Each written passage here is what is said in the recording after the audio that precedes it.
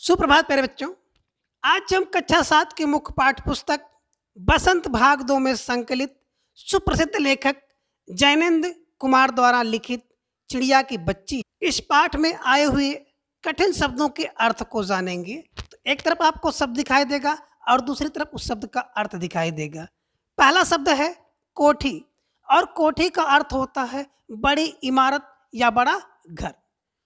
सुहावना, सुहावना का अर्थ होता है सुंदर लगने वाला। और अगला शब्द है व्यसन, व्यसन माने होता है गंदी या बुरी आदत।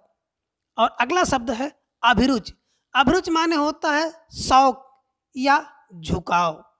और अगला शब्द है रकाबियों, रकाबियों का अर्थ होता है छोटी गोल थाली या आप उसको कह सकते हैं तस्तरी।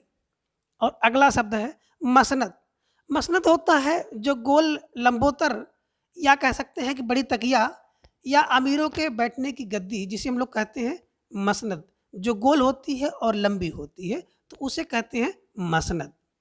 और अगला शब्द है निहारते, निहारते शब्द का अर्थ होता है देखते। तृप्ति, तृप्त शब्द का अर्थ है आवश्यकता पूरी होने का भाव तृप्ति कहलाता है। विनोदचर्या, विनोदचर्या का अर्थ होता है हंसी मजाक करना, हंसी ठट्ठा करना।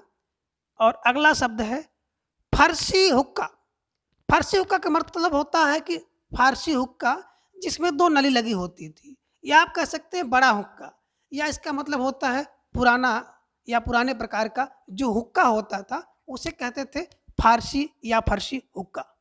और अगला शब्द है गुजार देते, गुजार देते का अर्थ होता है व्यतीत कर देते।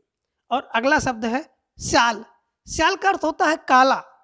मनमानी, मनमानी शब्द का अर्थ होता है अपने मन का कार्य करना मनमानी कहलाता है। और अगला शब्द है स्वच्छंदता, स्वच्छंदता का अर्थ होता है कि अपनी मर्जी से या अपनी इच्छा से कार्य करना स्वच्छंदता कहलाता है।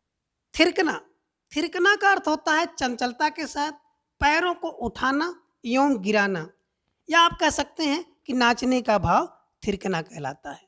अगला शब्द है बाट, बाट शब्द का अर्थ होता है रास्ता या मार्ग, या आप कहते हैं पथ।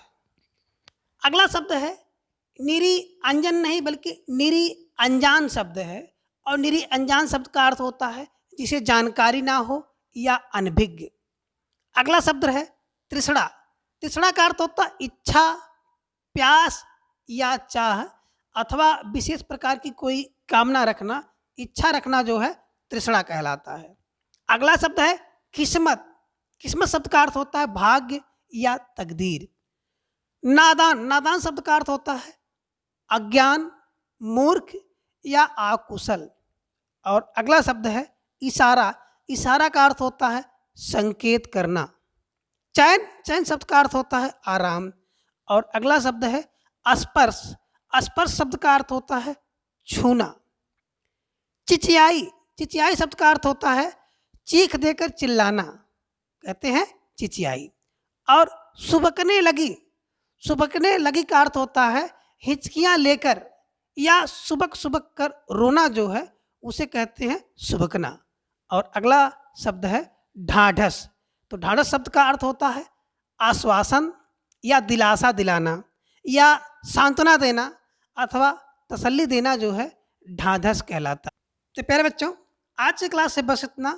Thanks for watching.